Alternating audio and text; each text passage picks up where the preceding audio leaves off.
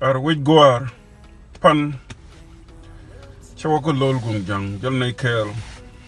Canada mantu goar jale kada yana method mo chine chup chango cha nay kong cha nay dang kon le mo cha kon no cha ti jenu da jendo yanu men jal ko ji jen ci chu ta ko le da mano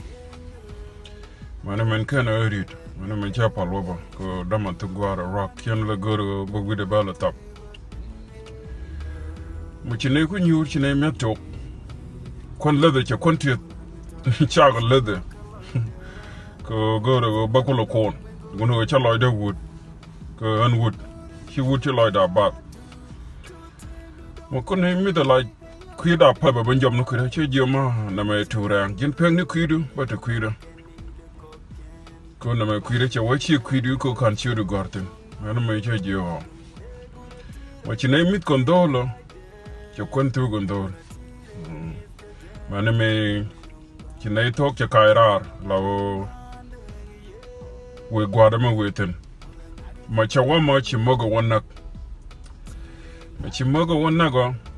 ta tok no lawo we na chanka lew ma cha kairar kana ti jigari ka ngorol yanama ay ndolo midyen kel manan e cha wonago mogre tor cha wa gare ngu cha to ga lad go